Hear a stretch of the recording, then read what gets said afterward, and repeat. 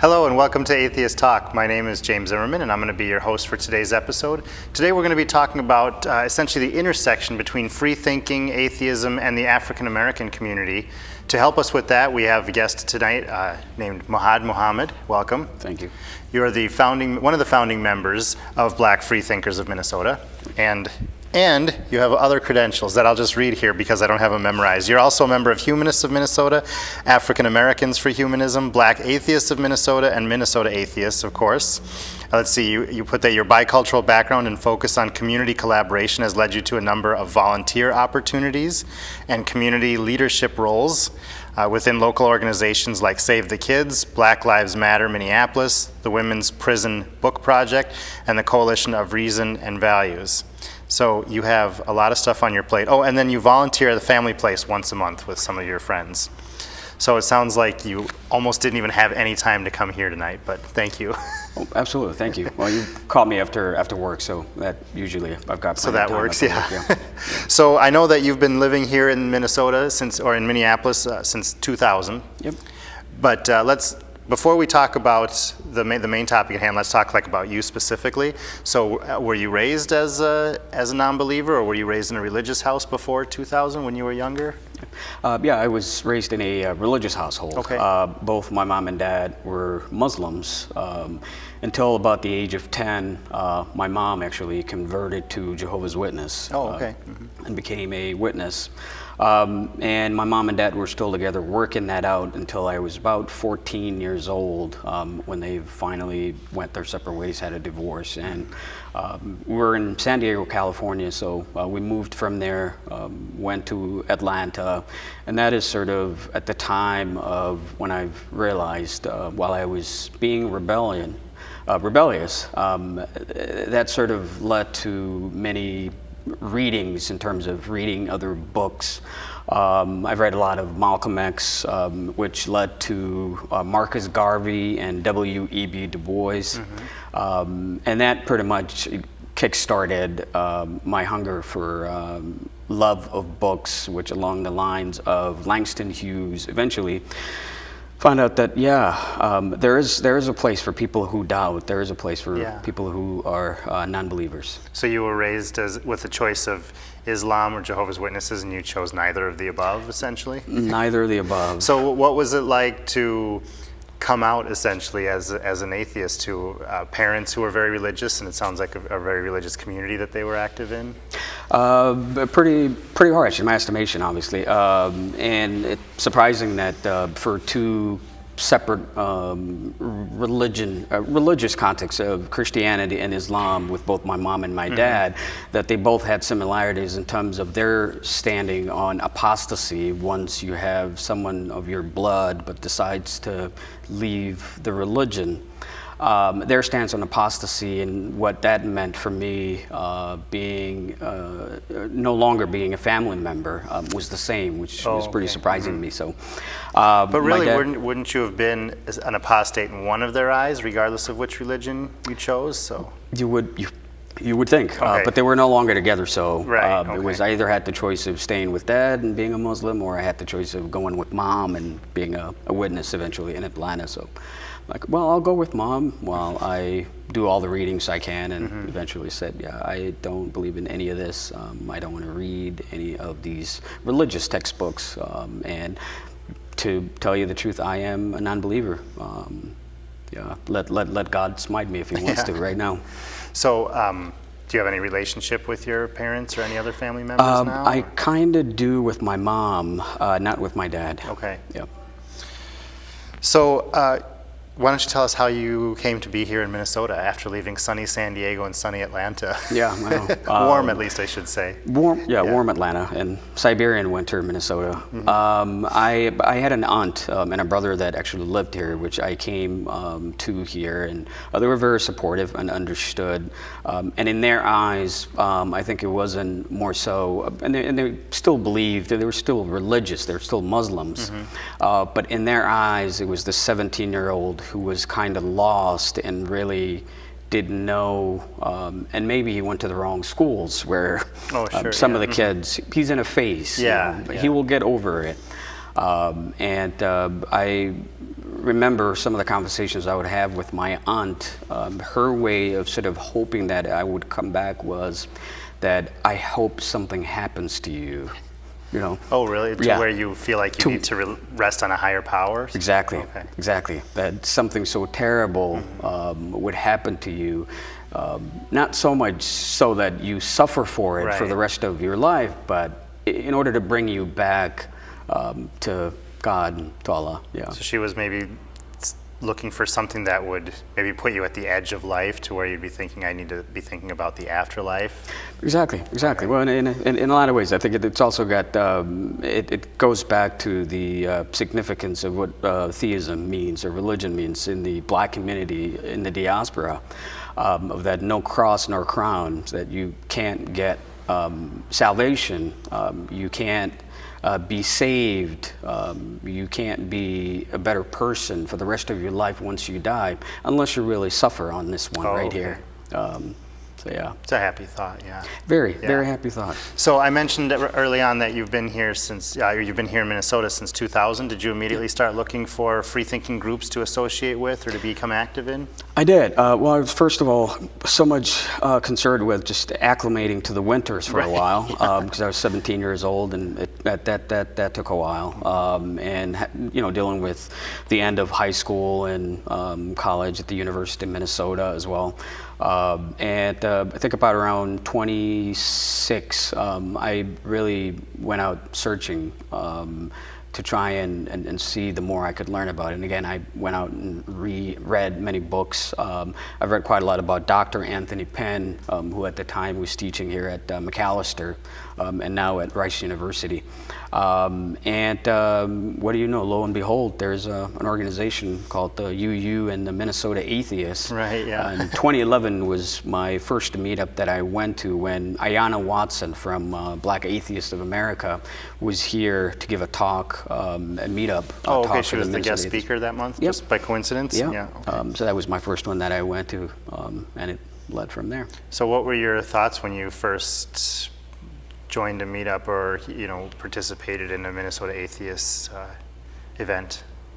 Well, that was my first, and I know Ayanna wanted to kickstart another chapter of Black Atheists of America, BAM, here in the Twin Cities, and there were a few people that had lived here and knew more, and were from here, that knew more about the city and the cultural context of the people more than I did. So I was hoping that something would get kickstarted, and nothing bammed out from there. And this was 2011, and what I really wanted more about was to go look and see what some of the events that they've done was.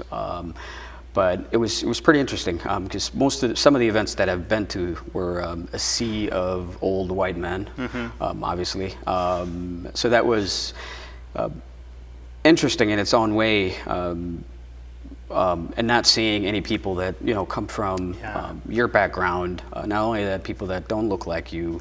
But also others who you could have easily started a conversation, but most of our free thought and secular conversations revolved around the,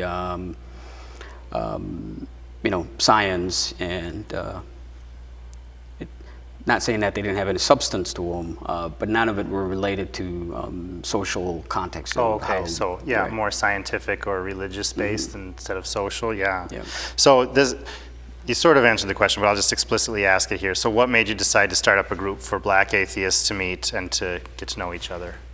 Well, one, for that same reason. Yeah.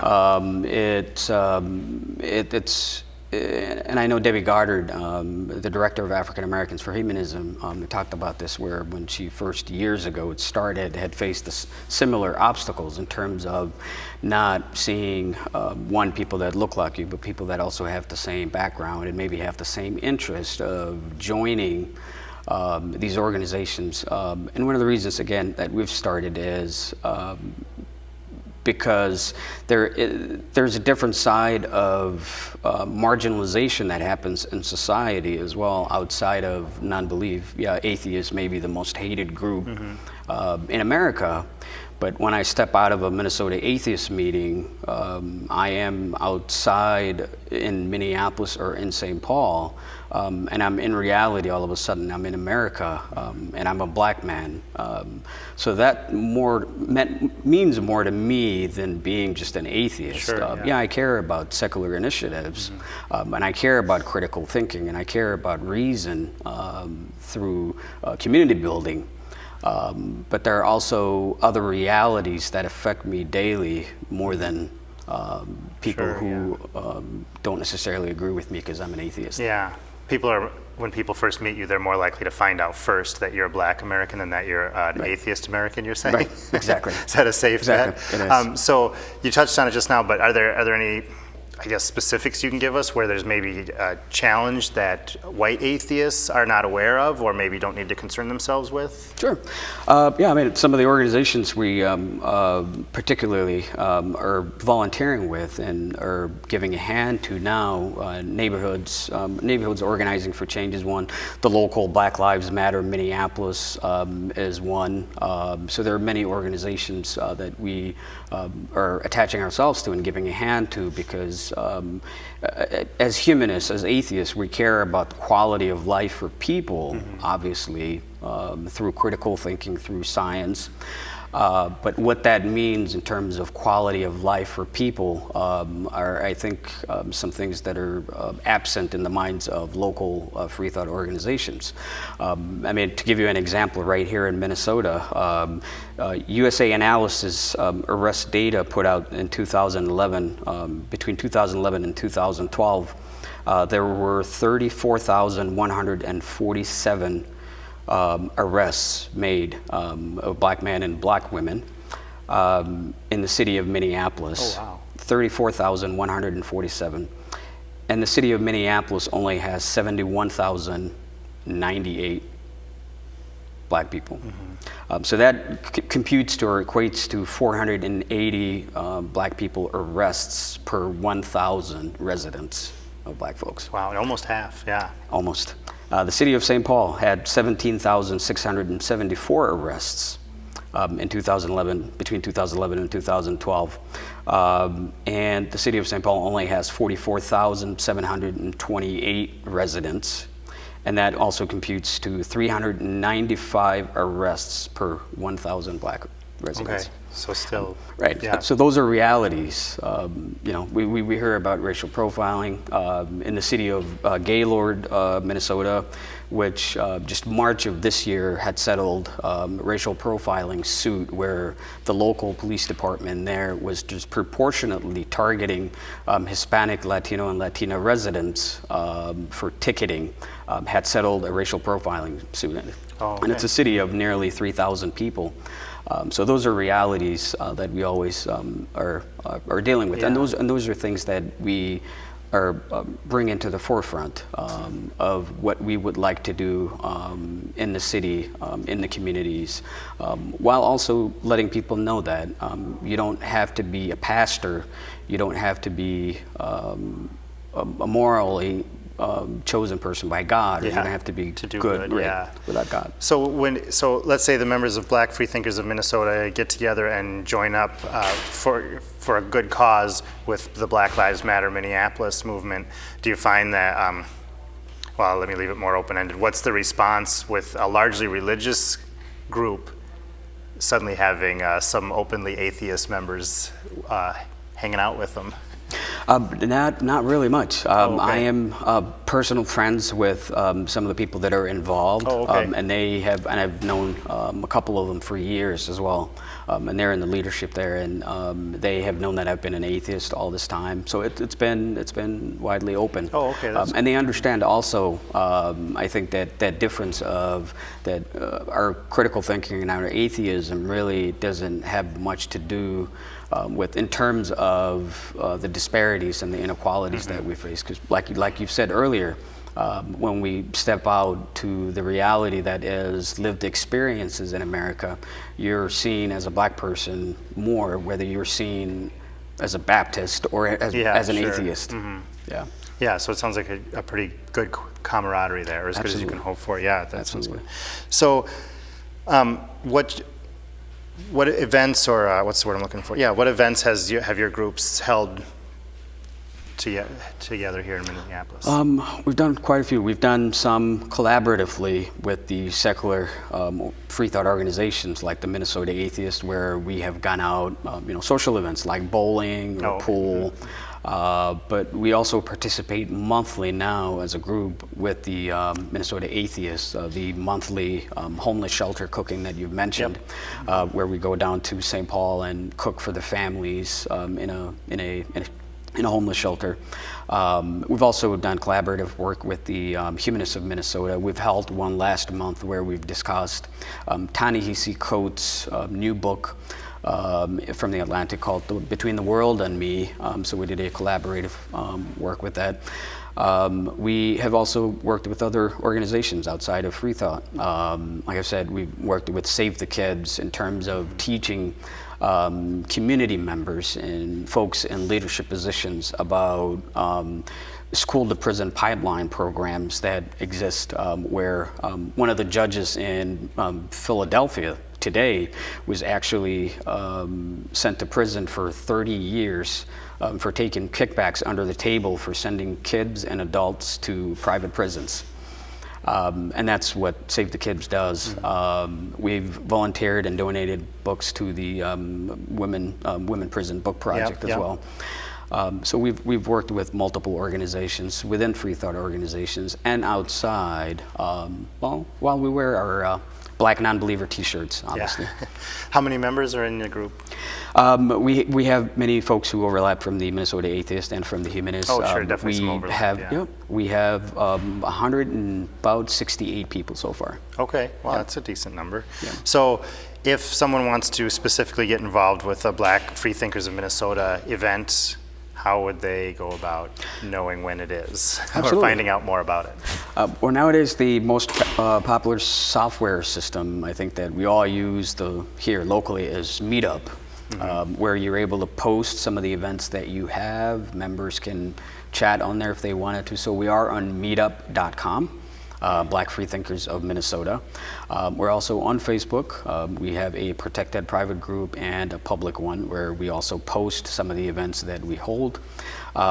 We have a Twitter account where we also tweet about most of the social narrative information that are consistent within the city, and also some of the events that we hold as well. So that's one way of people reaching to us, but also through email. They can contact you? Yeah, directly me, blackfreethinkersofminnesota@gmail.com. Okay, I think we're putting that on the screen too for people to see. Awesome. So one thing that I wanted to, I just lost my train of thought here. So among the, I can't think of what I was going to say, I'm sorry. So let's talk about what people can do if they want to learn more about the struggles that the Black free thought community has had, or maybe just some struggles unique to Black individuals in America that maybe white people don't know about as much. Are there some books you can suggest or some web pages? Absolutely, yeah. I think one of the best ways that I've found also is to seek out some of books that are written by folks who are people of color, who are also in the free thought organizations. One of the folks that comes to mind is Sikivu Hutchinson, who has written about 3 books, and she's got another one coming out. She is the lead person for LA Skeptics, which is a people of color organization in LA. And she's written really a phenomenal book called The Moral Compass, Black Atheists, Gender Politics, and the Values Wars. It's a really phenomenal book. And that's coming from someone who likes books, so that's high praise. Yeah. Exactly. I've reread it, and I actually have her signature in there as well. Oh, okay. I was able to meet with her last year. And another one is Dr. Anthony Penn, who teaches at Rice University, who I mentioned earlier. He used to taught here, or teach here. Okay. Yeah. At McAllister, he used to live here. Had written a really great book, sort of an autobiography called Writing God's Obituary, how a good Methodist became a better atheist. He actually teaches also a program at Rice University with a former hip-hop mogul called Bun B, where he teaches the correlation of humanism and African American studies. So it's hip-hop and humanism, which is very interesting that not a lot of people know about. Another way of also perhaps learning about it is there is a conference that are mostly people of color who are in the free thought community called Secular Conference in Houston. It will be held this year in January. It was held last year in LA. And most of the speakers, again, are Haina Dedebe, which I think a lot of people are familiar with, Sikivu Hutchinson, Dr. Anthony Pinn, and many others. So that's also one way to also, one, learn about the history that has always been around in terms of humanism and atheism within the African American community, but also in the larger Black communities. But also the challenges that are also faced today by people of color, humanists, and atheists outside of the marginalization of atheism. Okay. And what about the book? Another book that I wanted you to mention was The Cross and the Lynching Tree. Can you talk about that for a couple minutes? Absolutely. You brought it with you? Okay. I did bring it with me. It is written by James H. Cone, who is considered to be the foremost prominent scholar on Black liberation theology. And this is sort of a subject that we had touched on a little earlier about the no cross, no crown. The fact that, and that's been one of the reasons why theism, specifically religion, has been very ingrained in the Black community, is the no cross, no crown. The fact that in order to get to salvation in the hereafter, you needed to be saved, and you had to suffer on this planet, which we know not to be true.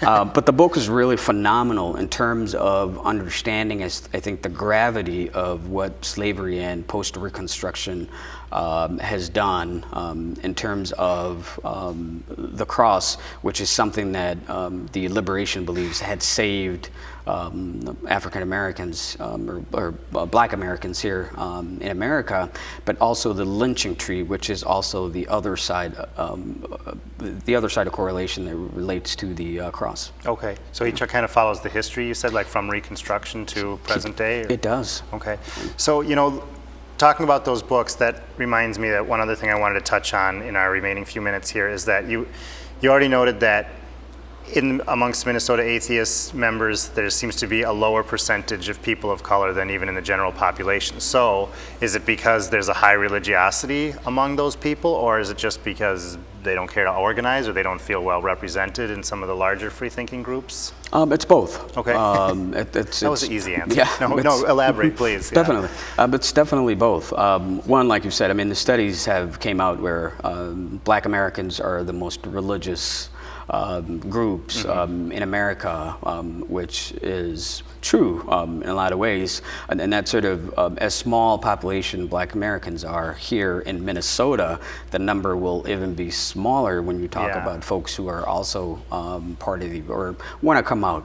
But one of the other reasons also is not really, you have people that don't really also care to organize or be a part of a larger group, and you also have folks who feel, again, the underrepresentation that when you go to, I could have just as easily said, yeah, okay, I don't see any other person of color in a lot of these meetings I'm going to that are mostly, white atheists.